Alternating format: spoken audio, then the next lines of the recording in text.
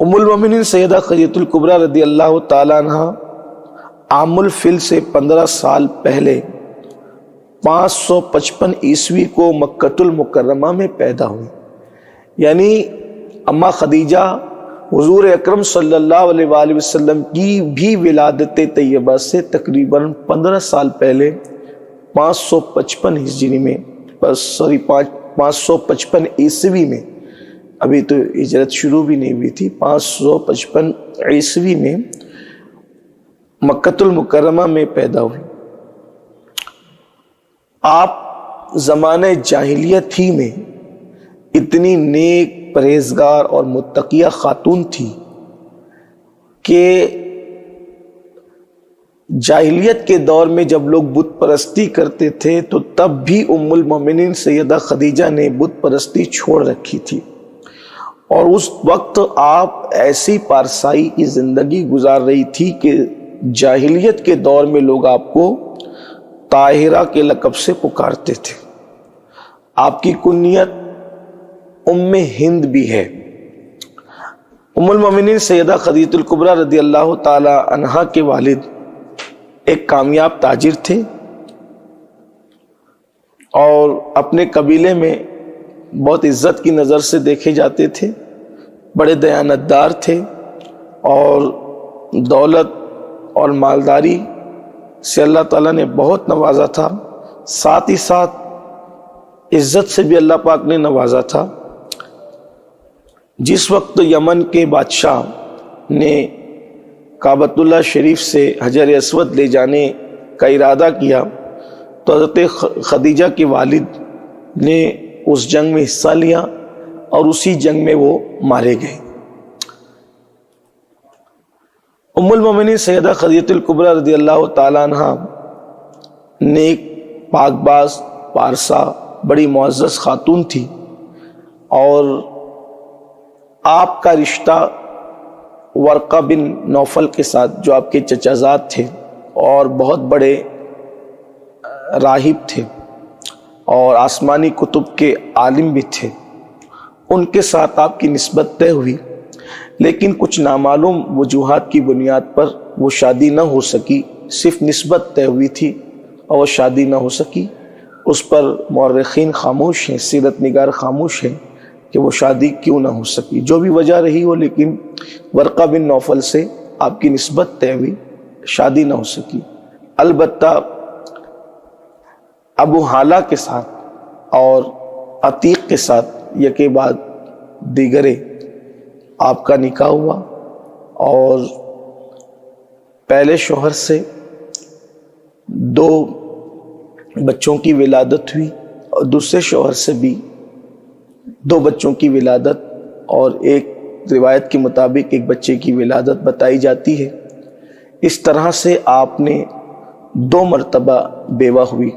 اور جب دوسری مرتبہ آپ بیوہ ہوئی تو عرب کے دستور کے مطابق جب کوئی عورت اپنے شوہر کے جنازے پر کثرت سے گریہ کرتی تو یہ نشانی تھی، اس بات کی علامت تھی کہ اب وہ اس کے بعد نکاح نہیں کرے گی۔ ام المومنین سیدہ خدیجہ نے اپنے دوسرے شوہر کی موت پر اتنا عرب کے دستور کے مطابق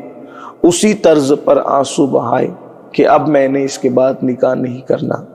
سیدہ خدیجہ الکبریٰ رضی اللہ تعالی عنہ کو بڑے بڑے گھرانوں کے، بڑے بڑے تاجروں کے رشتے آئے اور ہر اعتبار سے آپ کو راضی کرنے کی کوشش کی گئی، لیکن ام المومنین کا جواب یہی تھا کہ میں نے اب کوئی تیسرا نکاح نہیں کرنا۔ انہی ایام میں ام المومنین سیدہ خدیجہ نے ایک خواب دیکھا کہ سورج آسمان کا آپ کی گود میں آ گیا ہے اور اس کی روشنی سے سب کے گھر روشن اور منور ہو گئے ہیں۔ اس وقت آپ اپنے چچا زاد بھائی حضرت ورقہ بن نوفل کے پاس گئیں، اور جانے کے بعد آپ نے پوچھا کہ میں نے یہ خواب دیکھا ہے، تو انہوں نے کہا خدیجہ اگر تمہارا خواب سچا اور درست ہے تو تمہیں مبارک ہو کہ تم آخری نبی کی زوجہ ہونے کا شرف حاصل کرو گی، اور تمہارا رشتہ آخری نبی سے ہوگا، خاتم النبیین سے ہوگا صلی اللہ علیہ وآلہ وسلم۔ ام المومنین نے یہ خواب سنا، حیران ہوئی، مکہ کے اس پرفتن ماحول میں کون ہوگا جو آخری نبی ہو اور جس میں نبوت والی صفات ہوں۔ یہ تجسس ہی تھا کہ خدا کا کرنا، اسی تجسس اور تلاش و بسیار میں کہ آخر اس زمین پر کون ہے جو اس شان کا مالک ہے کہ جس کے سر پر ختم نبوت کا تاج سجنا ہے۔ ام المومنین تجارت کے معاملات کو لے کے کچھ پریشان سی ہوئی۔ اسی پریشانی کے عالم میں چونکہ آپ کا مال تجارت مشرکین، عیسائی، یہودی، الگ الگ تاجروں کے ہاتھ میں تھا، اور عورت ہونے کی وجہ سے، خاتون ہونے کی وجہ سے کہیں نہ کہیں آپ بے بس بظاہر ان معاملات میں تھی، تجارت کے معاملات میں، اور شام، یمن، دوسرے ممالک تک آپ کا مال تجارت جاتا تھا۔ ایسے میں آپ نے جو ہے وہ حضرت ابو طالب سے اس بات کا تذکرہ کیا کہ لوگ میرے ساتھ دھوکہ کرتے ہیں اور اس طرح کے معاملات ہیں، اگر میری اس معاملے میں مدد کی جائے تو بہت آپ کا احسان ہوگا۔ تو ہمارے آقا صلی اللہ علیہ وآلہ وسلم کے چچا جان نے آقا کریم صلی اللہ علیہ وآلہ وسلم سے فرمایا کہ میری خواہش ہے کہ آپ خدیجہ کا مال تجارت لے جائیں تاکہ ہمارا بھی معاملہ معاشی طور پر کچھ مضبوط ہو اور خدیجہ کی بھی مدد ہو جائے۔ اللہ کے رسول علیہ السلام نے حامی بھر لی اور آقا کریم صلی اللہ علیہ وآلہ وسلم معاملے کو طے کرنے کے لیے ام المومنین کے گھر تشریف لے گئے۔ معاملات طے ہوئے۔ خدیجۃ الکبریٰ نے حضور اکرم صلی اللہ علیہ وآلہ وسلم کو دیکھا۔ دیکھنے کے بعد ایک جہاں دیدہ، دانشور اور بڑی ذہین خاتون تھی۔ دیکھ کر ہی آپ کو اندازہ ہوا کہ حضور اکرم صلی اللہ علیہ وآلہ وسلم کی شخصیت کیا ہے۔ جب آپ تشریف لے گئے تو آپ نے اپنے غلام میسرہ سے کہا کہ میسرہ، میں ہر مرتبہ تمہیں کہتی تھی کہ تم مال تجارت پر توجہ دینا، لیکن اب میں تمہیں کہتی ہوں کہ تمہیں مال پر اس بار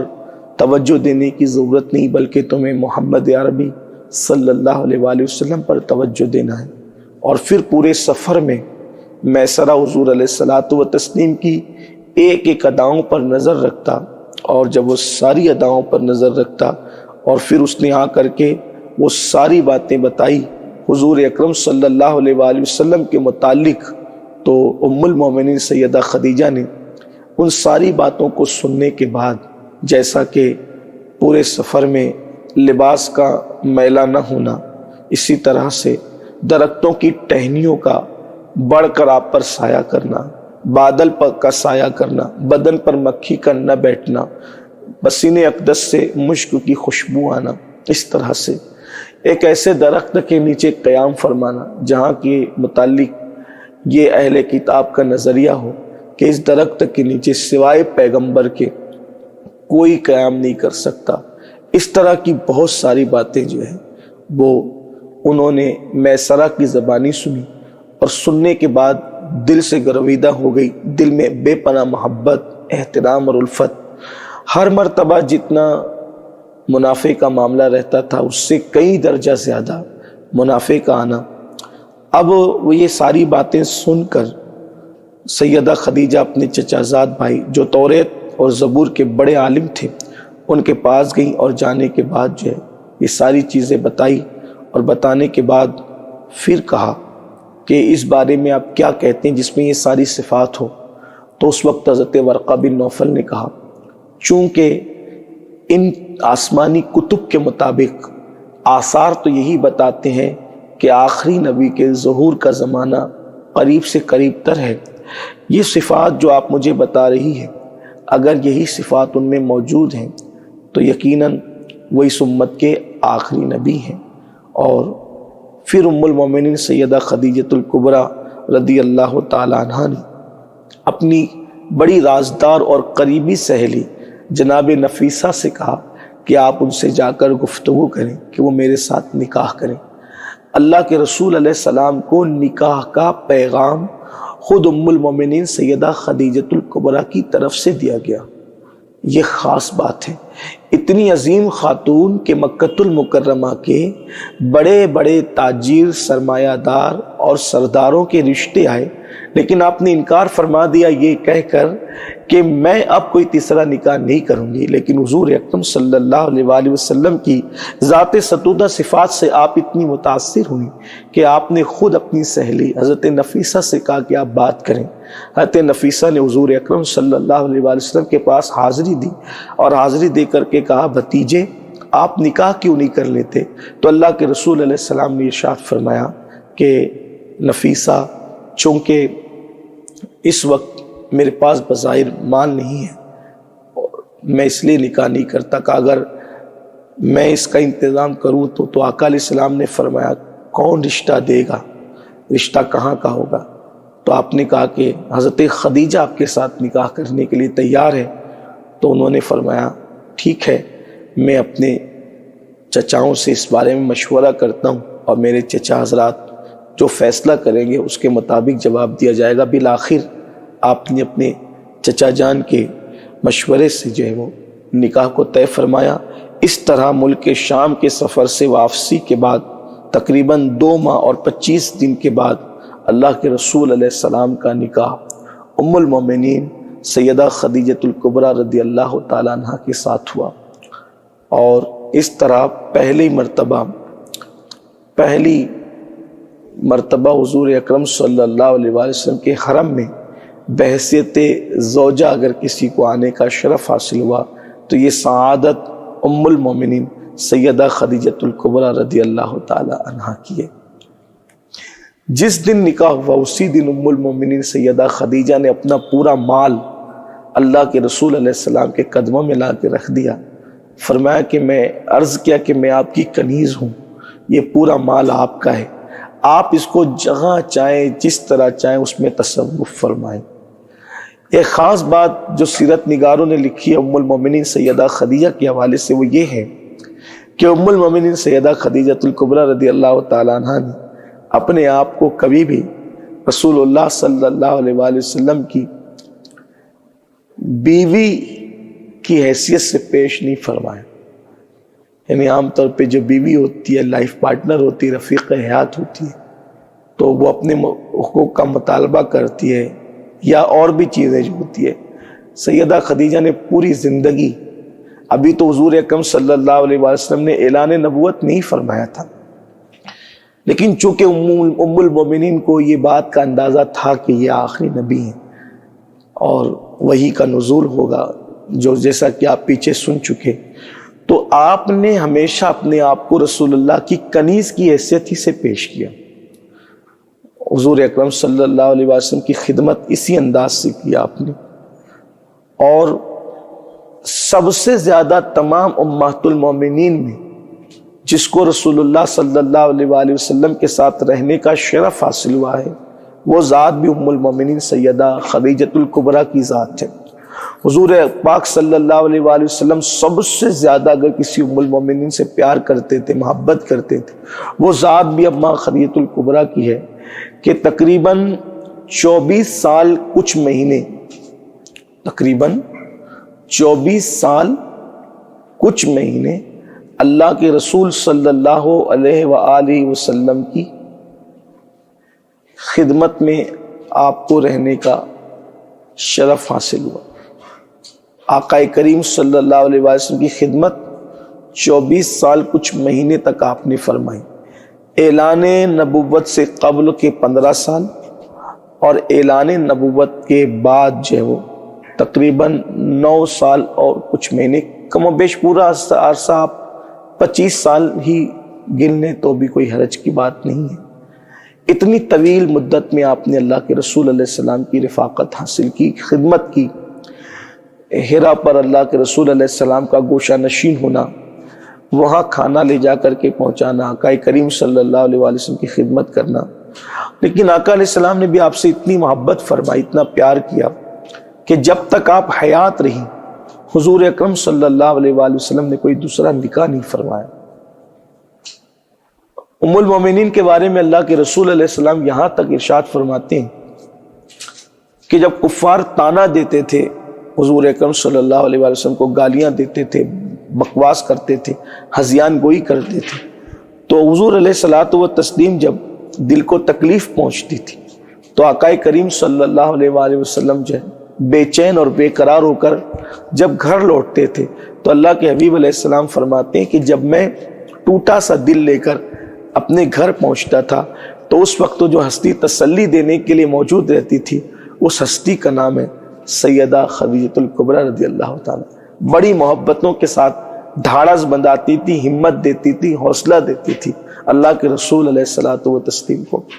حضور علیہ السلام نے اس لیے ان سے بڑی محبت فرمائی، اور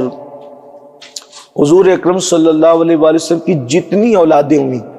وہ سب ام المومنین سیدہ خدیجہ سے ہوئی، سوائے حضرت ابراہیم کے۔ حضرت قاسم سب سے بڑے صاحبزادے، حضرت قاسم رضی اللہ تبارک و تعالی عنہ کے بعد پھر حضرت سیدہ زینب بنت محمد، پھر ان کے بعد سیدہ رقیہ بنت محمد، پھر ان کے بعد سیدہ ام کلثوم بنت محمد، اور پھر سب سے